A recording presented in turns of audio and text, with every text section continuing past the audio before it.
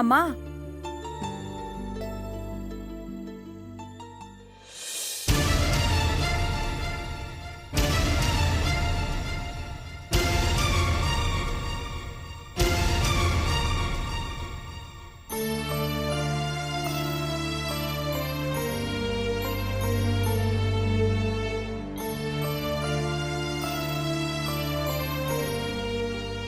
அம்மா. யார் நீ?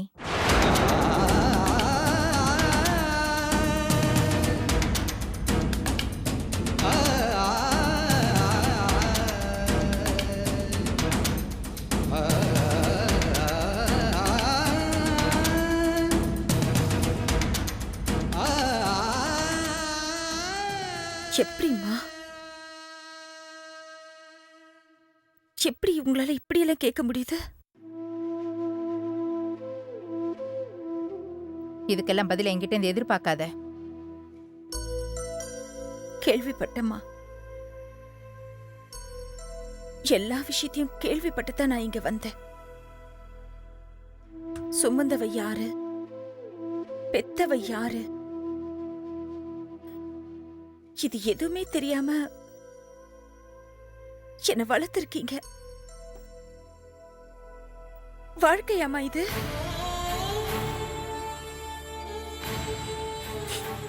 இது எதுவுமே தெரியாம உங்களை அம்மா அம்மான்னு கூப்பிட்டு வளர்ந்திருக்க.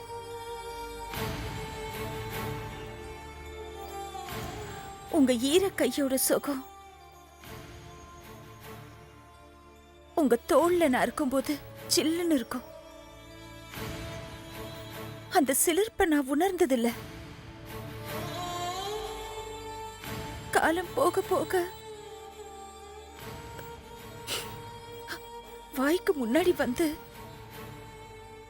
சோறூட்டி வளர்த்தீங்களே,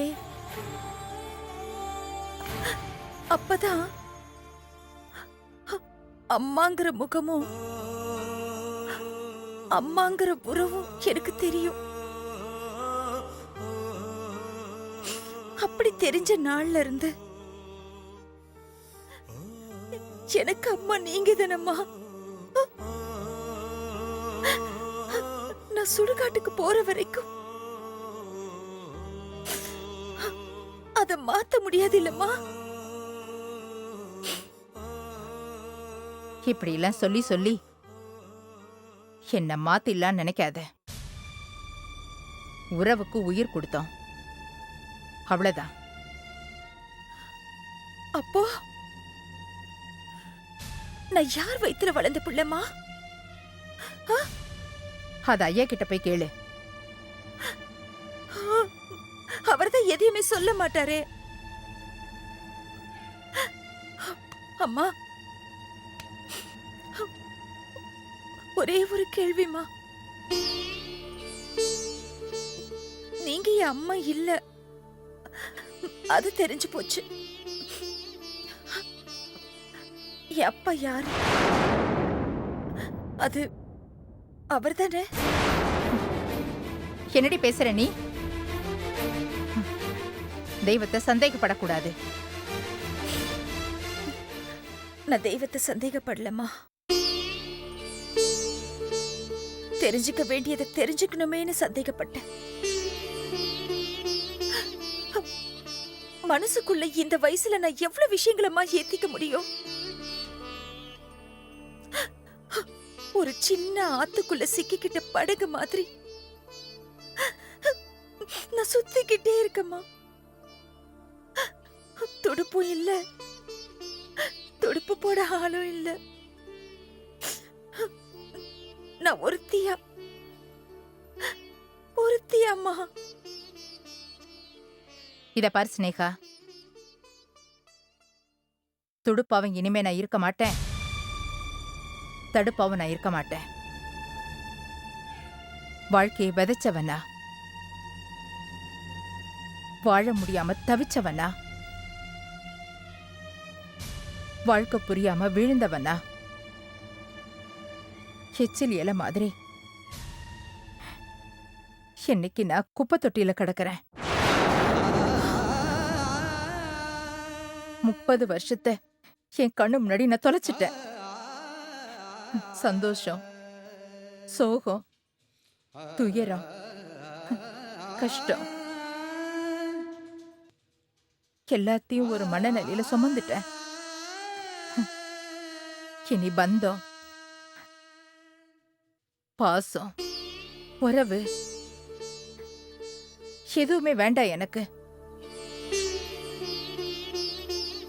படையப்பா நீலாம்பரி மாதிரி நான் தனியாவே வாழ்ந்துடுறேன். அம்மா, என் வாழ்க்கைக்கான சாபம் அதுதான் அண்ணா.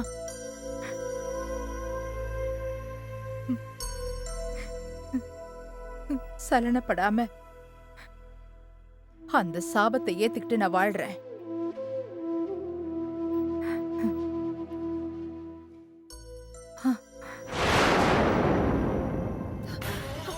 அம்மா, அம்மா.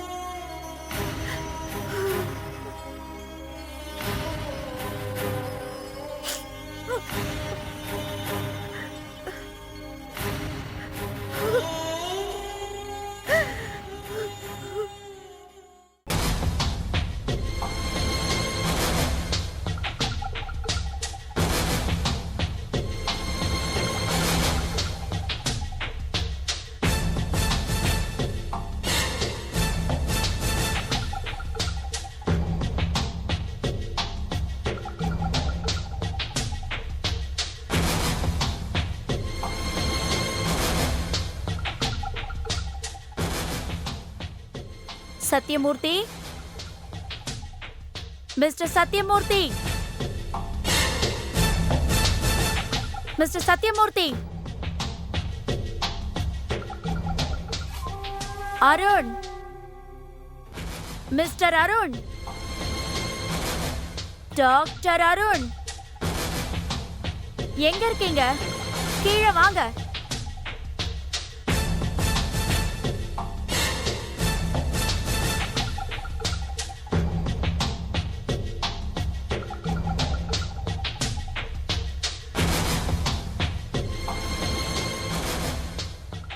காவ்யா, நீ எதுக்காக இப்படி கத்துற? என்ன பாக்குற? எதுக்காக நீங்க வந்த? கேட்ட கேள்விக்கு மட்டும் பதில் சொல்லு. என் குடும்ப மானத்தை வாங்கினது பத்தாதா? இன்னும் எதுக்காக நீ அலையற? சொல்லு காவ்யா. அருண், வாழ்க்கையோட வெற்றியே ஒருத்தனை தோக்கடிச்சு பாக்குறது தான். இத்தனை வருஷம் உன் கூட பழகுன என்ன நீயும் உங்க அப்பாவும் சேர்ந்து கிள்ளுக்கீரை மாதிரி தூக்கி போட்டுட்டீங்கல்ல. முதுகுக்கு பின்னால குத்துறது வீரம் இல்ல, நேருக்கு நேர் நேருக்கு நேர் மல்லு கட்டுறதுதான் வீரம்.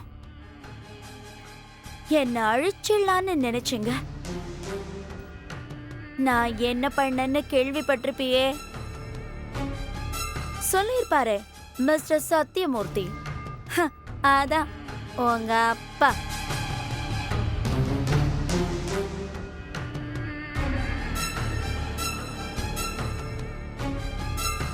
வேதனைப்பட்டாரு.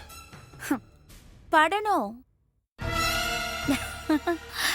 பட்டுதான் ஆகணும்.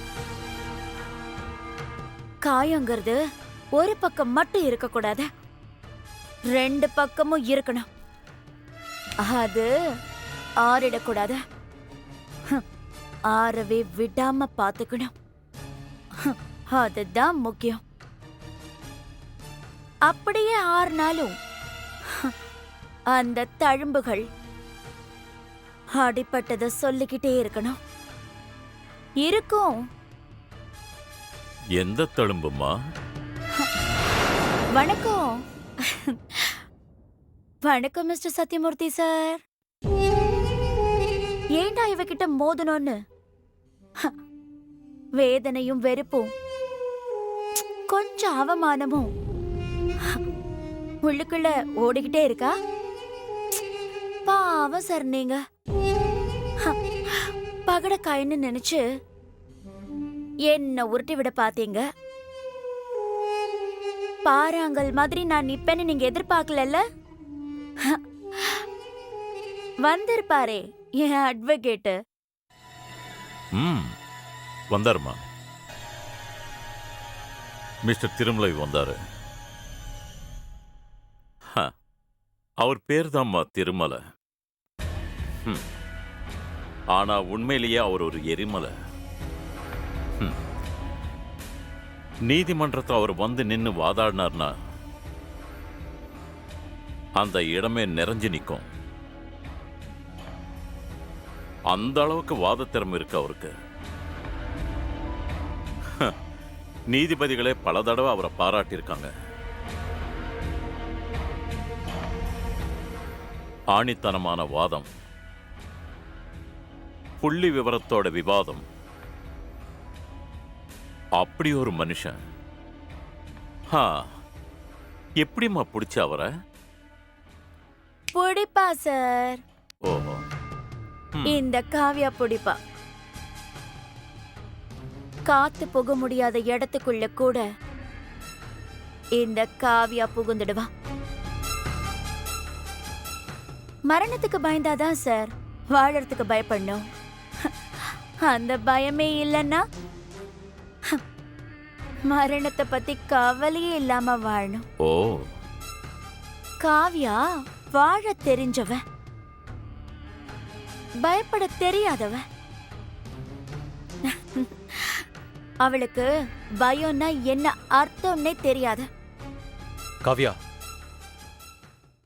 அப்பா கிட்ட என்ன இப்படி பேசுற? ஏய் ஷோ, நீ பேசாத. இந்த பிரச்சனை உன்னை தாண்டி போயிடுச்சு.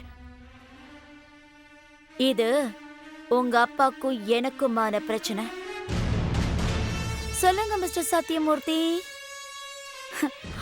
ஆட்டத்தை தொடங்கியாச்சு. இப்ப இதை எப்படி முடிக்க போறீங்க? இது பாருமா, நீ கொஞ்சம் இத முன்னாடியே பேசியிருந்தா நானும் பேசி முடிச்சிருப்பேம்மா. இந்த கோர்ட்டு கேஸு இவ்வளவு தூரம் வந்திருக்காது. சரி, இப்பயாவது பேசுவோம். எவ்வளவு வேணும் உனக்கு? பேரத்தை நான் பேசக்கூடாது, நீங்க தான் பேசணும். சரி, ஒரு 10 லட்சம். என்னது 10 லட்சமா? இது உங்களுக்கே அவமானமா தெரியல?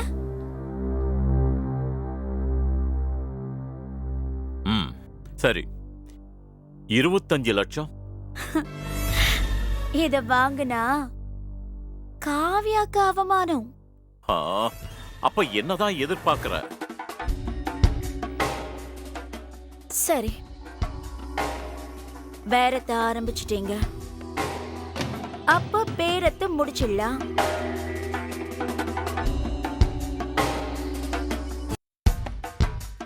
சிக்கலான விஷயத்த சிக்கல் இல்லாமலேயே தீர்த்துடலாம். பிரச்சனையோட ஆரம்பம் எது? உங்க மகனோட ஹாஸ்பிட்டல், உங்க மகன் நடத்தின கிட்னி திருட்டு, இதுதானே? ஹாஸ்பிட்டலை கை மாத்தி விட்டுடுங்க, நான் நடத்திக்கிறேன்.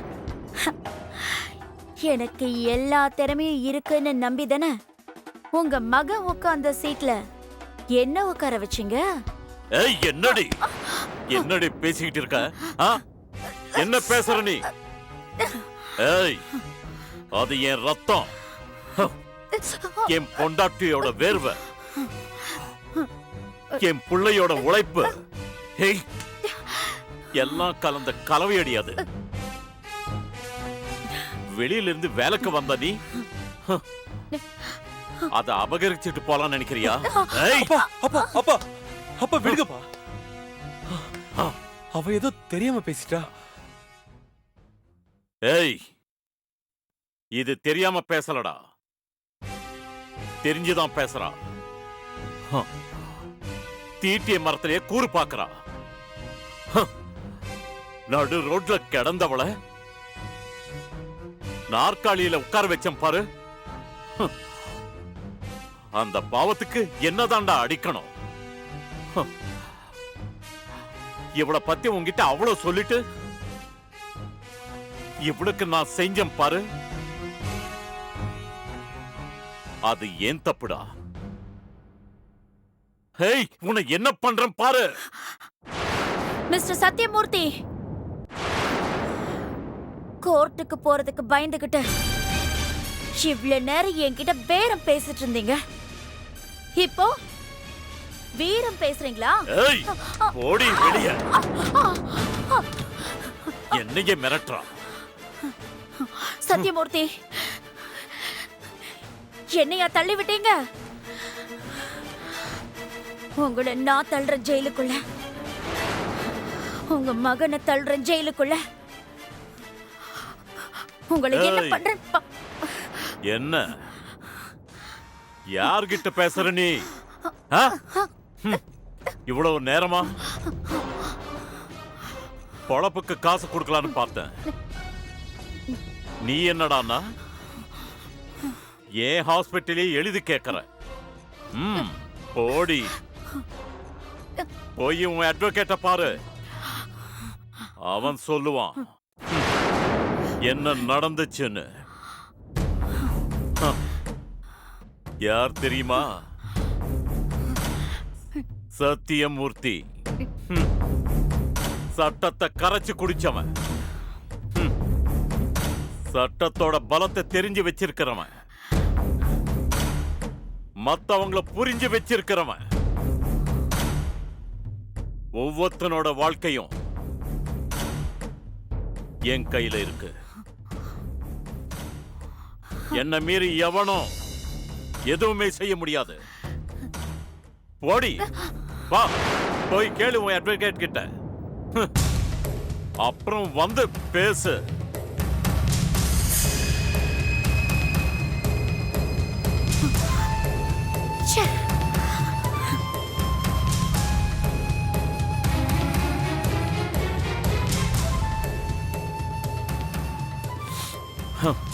என்ன மிரட்டுறா?